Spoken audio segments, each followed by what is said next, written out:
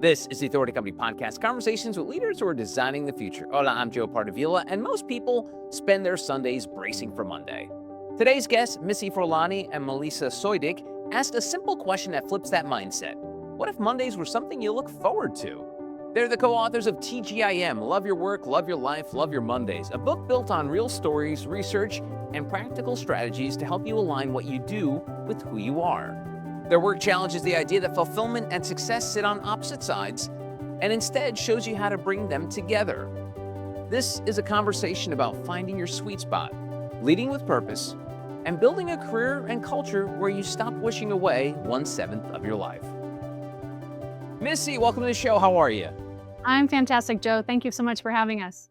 Oh, you're very welcome. And Melisa, welcome to the podcast as well. How are you?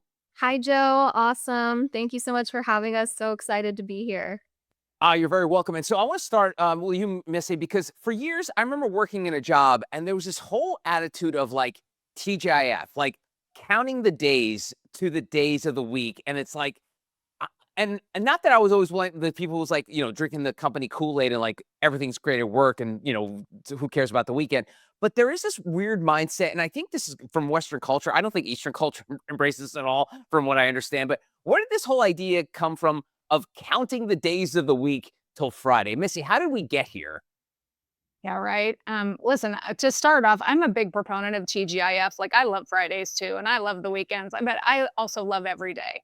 And having spent, almost 17 years in senior HR roles, I really found that a lot of employees, were sort of like wishing away the days to the weekend. And so this book really came from that sort of perspective of you don't need to wish away a day of your life if you're wishing away Mondays or wishing away 5/7 of your life. You should find a job that you love, that you're passionate about, that you enjoy, so that you look forward to doing it and contributing it and not just wishing away days. I mean, it just, days become weeks, become months, become years. And you look back and you think I missed out on a lot of my life because I wasn't really embracing this TGIM mindset. And so, Melisa, tell me about the idea of opening up the book with the powerful question, are you wishing away 1/7 of your life? What made that the starting point of the book? Well, it's a powerful question to ask yourself. And I think it's one that we don't really pause to think on. I know when my mom first read the book, she immediately texted me and she said that line and she was like, I that line blew my mind because I realized that when she's now retired, but she's like, when I was working, I was wishing away 5/7 of her life, just living for the weekend. And so I think that is a really powerful opener to just automatically like kind of expand your awareness into where are you on the TGIM scale? Are you wishing away 5/7 of your life? Are you waiting for the weekend, waiting for Friday? Or are you actually waking up every day, even and especially Mondays, really excited to do work that you love? And so, Missy, what about the Monday part? Why are so many Sure. people accept dreading Mondays as normal? Like, I think, I think the case of the Sundays when people are like realizing that it's Sunday, 5 o'clock, are like thinking, oh my God, I've got to go to work. When did Monday become such a villain in everyone's life? For sure. I mean, the Sunday scaries are real, right? People are just like thinking, oh, I have to go to work tomorrow instead of I get to go to work and I get to contribute in this way. And so I think it's just people get stuck. They get into a job, they start doing the 9 to 5, and they just feel like there's not another option. And I experienced this firsthand. It was sort of the first kind of bent into this was when I, got my degree. I spent 4 years to become a high school teacher. I started teaching and I was like, what did I just do? Like, I love kids, I love education, but I can't for the next 40 years be in this type of role. And so it was really grappling with saying, I don't have to be stuck. Now, we don't encourage people just to quit your job tomorrow if you don't like it. We do, have you do a happiness hygiene audit to say, what about my job could I tweak or change to make it better? If you're working for a company or a leader that you're inspired by and has an amazing culture, then what is it about your role that you could shift or change or move into versus leaving the company? If you work for a company or an organization or a leader that doesn't align with your values or what you're passionate about, then rethinking where you work might be something to really consider. we just have you kind of do this audit of what are you passionate about, what are you good at, and what drives your economic engine. And those three things, those circle where they intersect, your sweet spot. So what we strive to ask people, especially in the first couple of chapters of the book, to really think about what is that for you and what would it take in your current environment to tweak slightly to get closer to that. And Melisa, you argue that loving your work is responsibility, not a luxury. What changed your thinking there about this idea of a responsibility? Oh, that's such a great question, Joe. The concept of like responsibility versus luxury. Um, so many of us think that it must be your responsibility, your duty, to do your job, right? Regardless of whether you love it or not. Um, and there's not often this mindset of, well, it actually gets to be a luxury if you are doing work that is truly meaningful, that fills your cup, that allows you to be of service to others, that allows you to use your best skills, where you go to work and you learn things that you can then apply at home, and have that work life harmony. And to move beyond that mindset of it's your duty, it's just what you have to do, it's an obligation, it's your responsibility, into kind of like what Missy said earlier, it's like I get to do this, and that's not to say that you need to love every second of the work that you're doing, but if you can love the majority of the relationships that you have, the way that you get to show up, the contributions that you get to have to your team, um, it gets to feel like a luxury. You get to wake up and say, "Wow, I'm so lucky that I get to do this." Excellent. So, Missy, we've been dancing around about TGIM. What's it look like in real life, not just theory? Yeah, right. It is, if you and we have questions at the end of every chapter that sort of help you work through and think through these thought-provoking questions about, is this my real life? And so if you're at the end of the week more drained and you're feeling, really exhausted and depleted, you're not feeling like you're doing work that matters or contributes. You just have to do this audit of, can I do this and is this sustainable? And so that Monday sort of checkpoint, if you're up and you're excited and you're headed to work and you're contributing, whether you're a remote worker or whether Mondays aren't your Monday, right? Maybe you work a different schedule and you have more different flexibility. It's just sort of this concept of, if you're dreading it and it's draining you and depleting you, it's probably showing up in ways that are not productive for yourself, your health, or your family.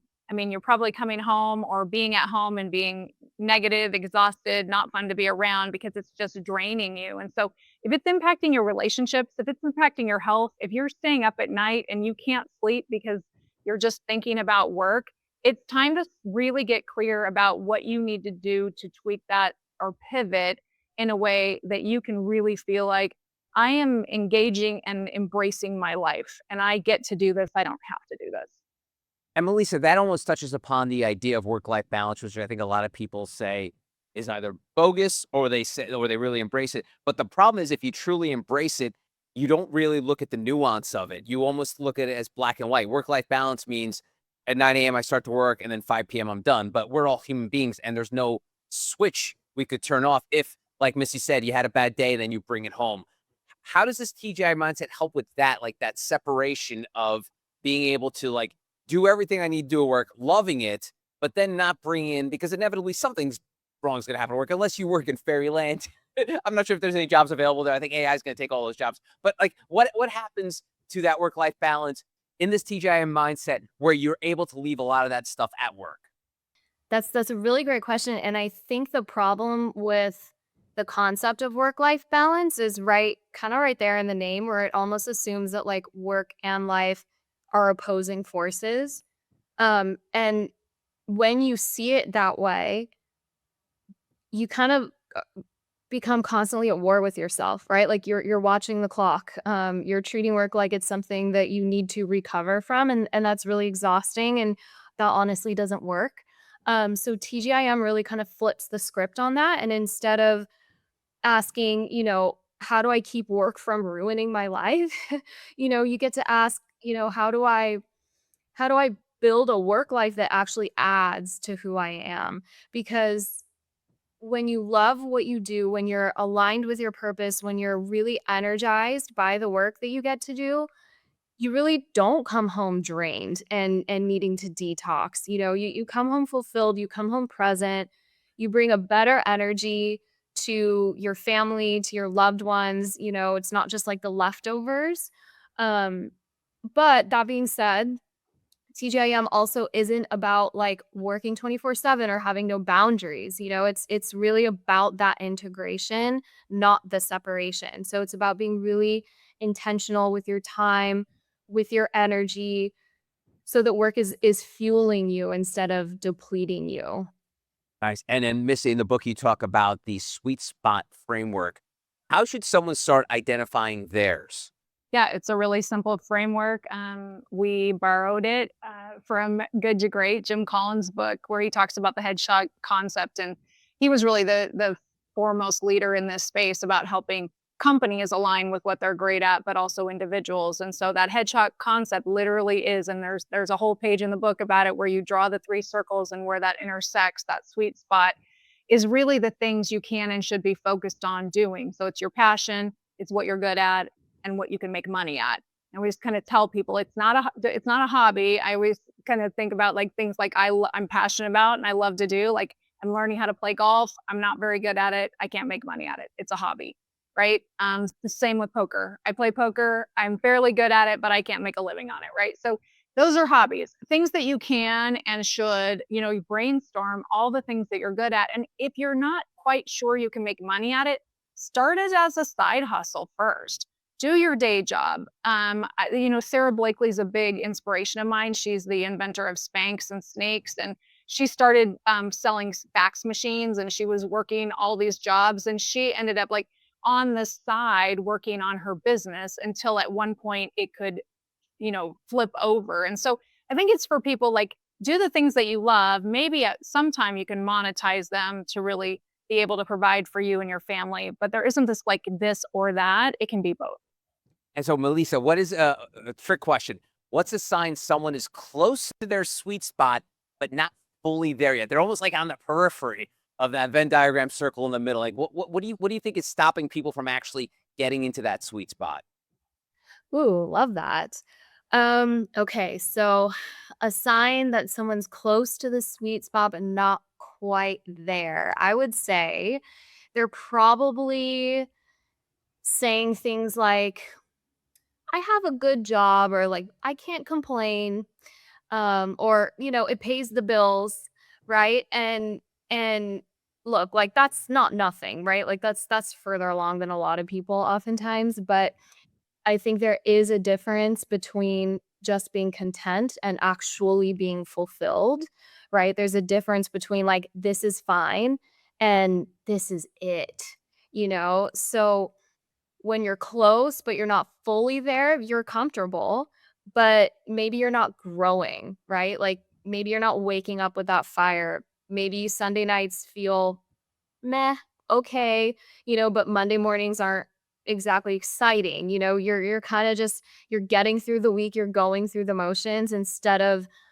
being driven by it and like being pulled forward by this current of passion for what you do. Um Another sign might be that you're waiting. You're waiting for the promotion, you're waiting for permission, you're waiting for the raise, you're waiting for the new role, you're waiting for the right time to make a move. Um, Maybe you're, keep thinking like the sweet spot is just right around the corner, but you're not actively working towards it. You're not actively building towards that. And just kind of I see this a lot where it's like you're maybe just hoping circumstances will change instead of taking a proactive role in changing your circumstances. And I think that people who are really close to the sweet spot, they know that something's missing, but maybe they just can't name it yet. Like there's the gratitude, but maybe there's like something underneath where it's like we're almost there. And I think that's a real gift because that's a sign that like more is possible, and that's where TGIM really says like don't ignore that. Don't ignore that nudge. Don't ignore that whisper. Don't ignore that restlessness, because that doesn't mean you're not grateful, but it is an invitation, and it's telling you that you're capable of more alignment, more purpose, more impact. So I think the sweet spot isn't exactly about like finding that perfect job or perfect role, but more about really like closing that gap between who you are and like how you're showing up in your work. Nice. Well done with a trick question. I appreciate that, Melissa. Missy, so I always find it funny that the pandemic helped us learn a lot about ourselves. And one of the things that we learned about the pandemic was this word burnout. Apparently, no one knew what burnout was until like a global pandemic came around. But tell me about this idea that you guys write about is that burnout often comes from silence, not the actual workload, which I think a lot of people assume, oh, people burn out just because they just have too much crap to do. But tell me about this idea of silence, and what do leaders miss there about the silence part? Yeah, that's such a great question, Joe. Having experienced burnout firsthand and navigating through it, and you really, you set out, at least I did, to like, I loved my job. I just had way too much of it to love. And it just creeped in really just quietly. And I didn't really notice it. Oh, I have a lot to do and I get to contribute. And it just became more and more and more and more until you start to just like almost disassociate yourself from it. And that's where the silence comes in. You start to shut down and you start to kind of push, your relationships further away, and you're trying to just sort of survive. And folks sometimes see it as like, I just, I can't let anybody down. I can't show any weakness. I can't say out loud that I'm burning out because then, what will people think of me?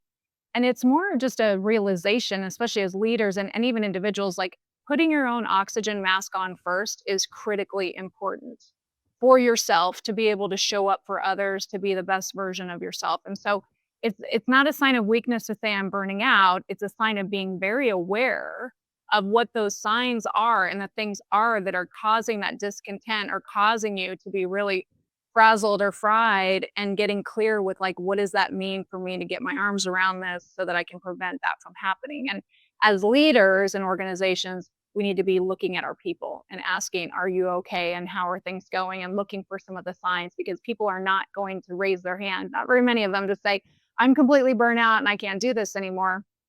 It usually starts to just show up like people start to disengage and just start to like not be fully all in. And so I think that's the part that as you think of burnout and you think of how do we address it in the book, we go through asking yourself the questions. And if you feel like you're getting there, what can you do about it? It's that knowing doing gap, like Melissa shared earlier. A lot of folks like TGIM is not rocket science. There's nothing in this book that you probably is brand new, you've never heard before. It's just, I know I'm feeling this way. I know I probably should do something about it. Maybe I know how, maybe I don't. Even if I do, what do I do? And so that's where we sort of close the knowing doing gap around burnout. We have a lot of things that talk about how you close that knowing doing gap. Nice. And Melissa, one of the things that people get burned out about is like the minutia and the daily grind of it. And it's not always the purpose. So, because, there's things in our job that we kind of have to do because you have to, but then it's not really the purpose part of the job. So, how can leaders connect that daily grind to that deeper purpose? Like, as you know, every company has their mission statement on the wall, plastered in the bathroom, and all that stuff. But like sometimes the daily grind's not meant. It's not mentioned in there that you're going to have 700 emails to get through a day. So, how do you connect all of that minutia to the deeper purpose at work? Burnout doesn't always come from working really hard. It can come from working hard on things that feel meaningless. Like the minutia, the emails, the 700 emails, the reports, the meetings, none of that is inherently draining. But what's draining is like when you can't see how that connects to something bigger, right? When your why gets lost in the muck, um, then the what starts to become really draining. So as a leader, your job isn't necessarily to eliminate the grind, because meetings still have to happen, emails still need to be sent.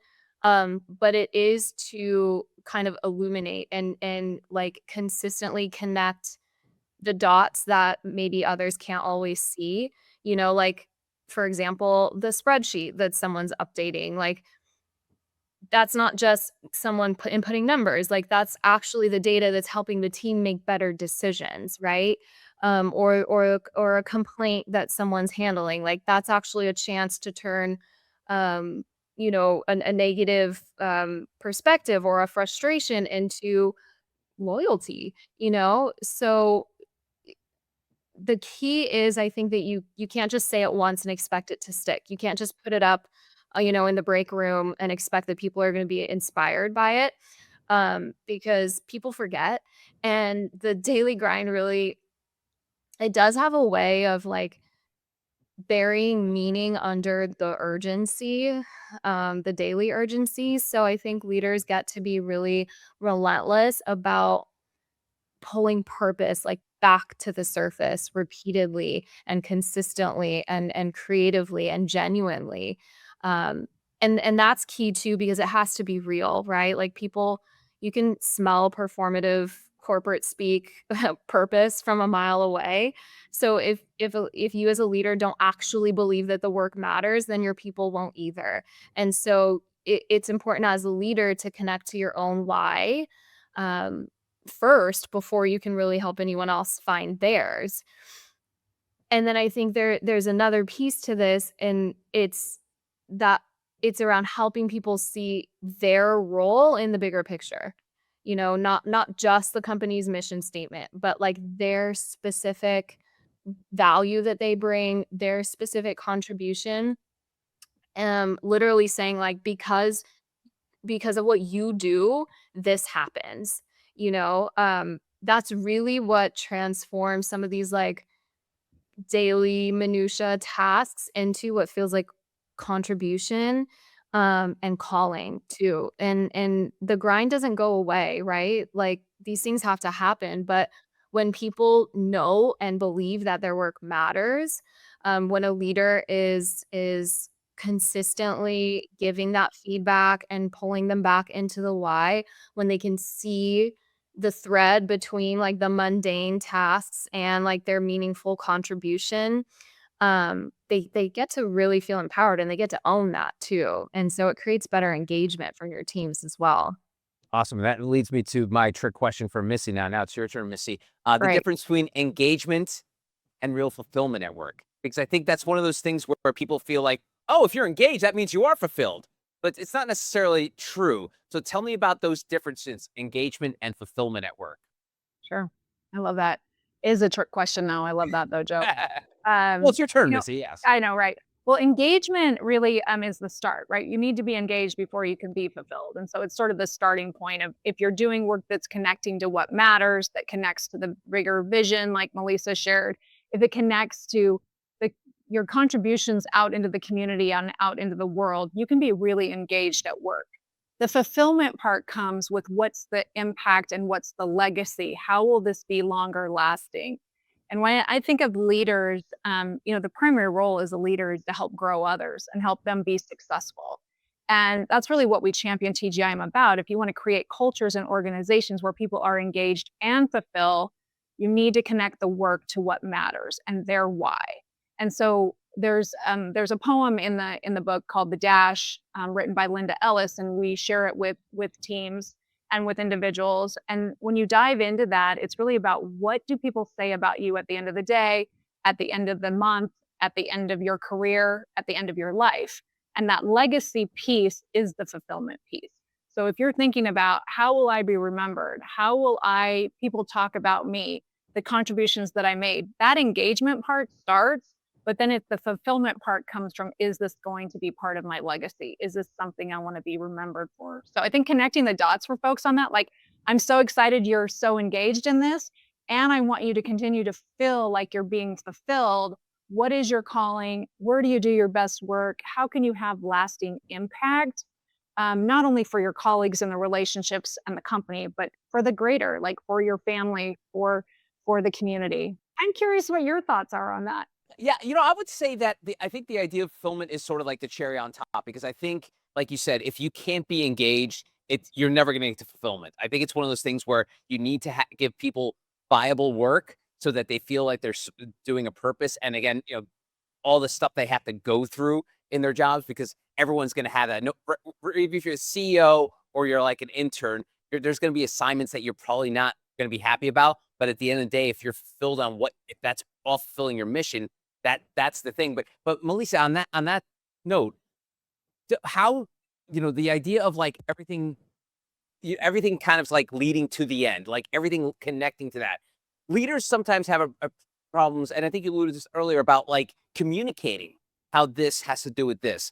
Why do some leaders avoid, like, and I think you talk about crucial conversations. Why do leaders avoid having those conversations of like, hey, listen, I know that sucks, but it helps this. It's almost like they rather be like, no, no, no, no, no. I don't want to know what's going on. Just get it done. Tell me about this idea about leaders avoiding crucial conversations.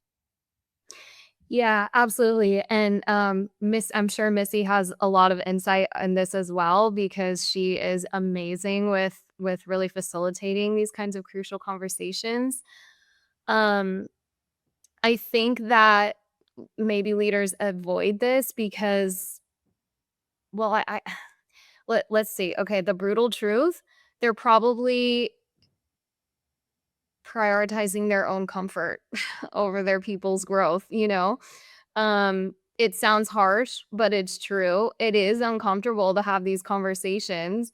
And when you're avoiding telling someone like, "Hey, I know this feels tedious, but here's why it matters," or, you know, even worse when you're avoiding the harder conversations around performance or around expectations or around change that might be happening, within the team, within the organization, you're not protecting them. You're protecting yourself from being uncomfortable, right? And so the cost of that is trust. The cost of that is clarity. Um, and respect and even growth. And the thing is, like, we're all adults. People don't need you as a leader to make everything easy for them. But they do need you to make everything make sense, and people can handle hard. People can handle challenging. They can handle boring. They can handle like this isn't glamorous. Um, but I think what they can't handle and what they shouldn't have to handle is being left in the dark or really feeling like their work doesn't matter, or even sensing that you're not being completely straight with them. And leaders who avoid these conversations might think that they're being kind, um but silence and withholding isn't kindness. And when you don't say, "I know this is tough, but here's why we're doing it," it ends up leaving the employee or, the person to just kind of fill in the blanks on their own. And then what happens is usually we end up filling it in with our worst our worst assumptions, you Right. know? So a true, TGIM leader is actually really gonna lean into the uncomfortable and lead with vulnerability and authenticity and say the thing, like, "Hey, I know this project isn't exciting, but this is actually the foundation for what we're building," you know? I know this feedback isn't easy, I know this feedback is hard to hear, but I'm telling you this because I believe in your potential, you know? That's not just communication. That's leadership, right? That's your duty, your stewardship as a leader. Is kind of having that mentality of like, look, I respect my people enough to be really honest with them. Um, and I think the irony can be that sometimes, the conversations that leaders avoid are actually usually the ones that would end up building the most trust and even the most loyalty and engagement. Because, people don't leave leaders who have hard conversations with them. They leave leaders who don't have the courage or, the willpower to even try. That's good. Yeah, and Missy, it's funny because I feel like a lot of leaders live by the book, rules for thee, not for me. And the uncomfortable part is, and there's this cliche that I don't know if you guys are sick about it as I am, but leaders will say it's time to get comfortable with the uncomfortable. But when it comes to them, they don't want to be uncomfortable. It's okay if the employees are uncomfortable. So, Melissa was talking about that, this idea of this discomfort in leaders. What do you talk to leaders about, Missy, when it comes to just being able to like, hey, listen, I get that the employees need to be comfortable with the uncomfortable, but you do too as well when it comes to these having these crucial conversations. Yeah. So well articulated, Joe. I appreciate the question. And also I want to give a shout out to Melisa because she crushed that last question. And I think she understands it so well. And I'm so lucky and blessed to get to work with her. Anyway, just a quick shout out. But for leaders like embracing and getting comfortable in the uncomfortable, it comes down to change management and getting really clear on communication.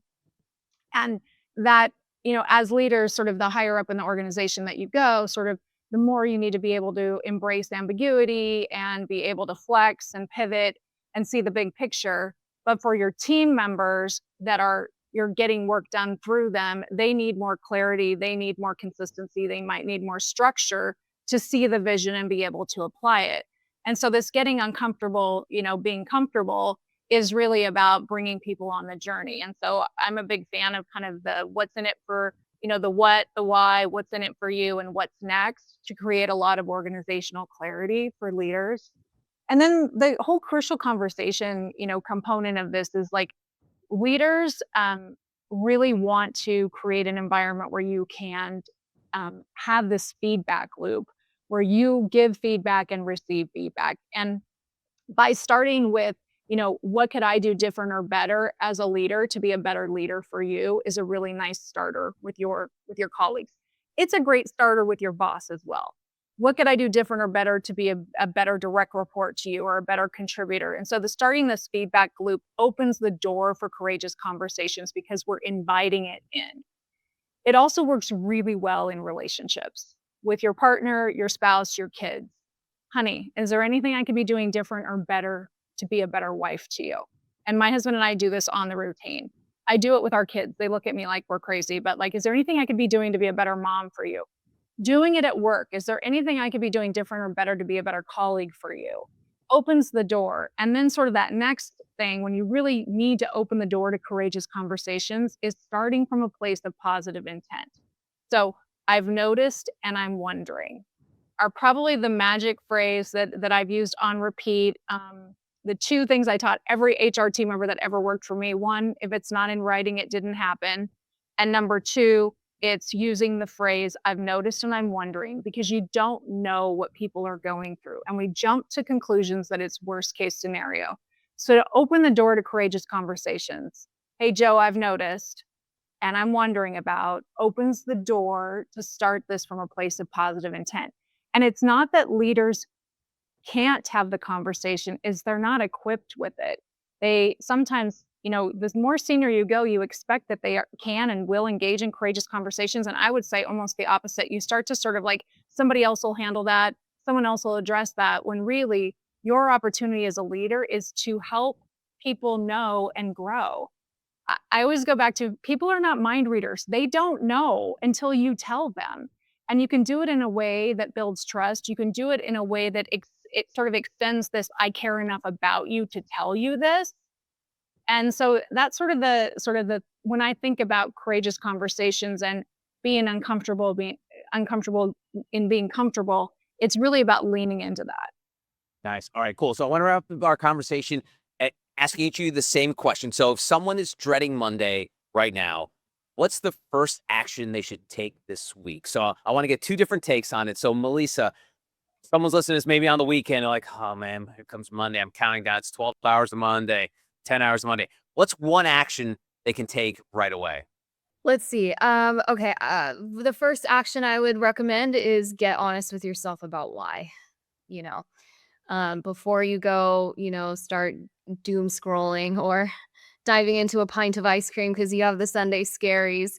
Just take a beat, pause. Um, Dreading Monday is something that we get to kind of like do a little mental surgery on and diagnose, like, where is that coming from before we can even fix it, right? So asking yourself, like, what specifically am I dreading, right? Is it a person? Is it a task? Is it the culture, right? Is it the commute, is it the actual work that I'm doing? Or is it maybe that I've lost connection to why any of it matters, right? Because I think that dread that you feel on Sunday night is a signal. Sometimes it's a signal that you're in the wrong place and maybe it's time to make a move. But sometimes that dread is just a signal that maybe you've drifted, and maybe you've let the grind kind of bury your why, bury the meaning, bury the purpose. And maybe you've just kind of stopped being so intentional about how you're showing up. So I would say this week, name it, write it down, like say it out loud. I'm dreading Monday because XYZ, and be specific, not because I hate my job, like that's too vague to take action on. So just get really clear on what exactly is draining you. Because once you name it, once you know what it is, then you can act on it, right? Then you can own it. And then you have a choice. So once you know what it is, then you know what's the next aligned action. Then you can change your environment, you change your role, you change your perspective, your mindset, right? But you can't do any of that if you're just kind of going on autopilot, and like white knuckling it, through the week. So TGIM is not, having like toxic positivity or pretending that everything's fine. It's really about, the willingness to take radical responsibility and have radical honesty and self-awareness for your own work experience. And yeah, and that starts with just kind of asking yourself, like, why am I actually dreading this? I think that's your first step, and then everything else kind of flows from there.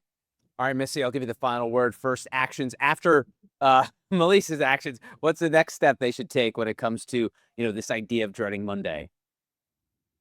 I would say buy the book and work through it. I mean, because it's every chapter has the reflection questions and practical next steps to bring you closer and closer and closer to the work that you love, the life that you love, and sort of really embracing Mondays. I know that's kind of just like a pat answer, but it does help people go deep, and which part of your life can and should you tweak slightly in order to be the best version of yourself, wake up embracing Mondays. And there's so many nuggets along the way, broken into, three parts. Part one, love your work. Part two, love your life. Part three, love your Mondays.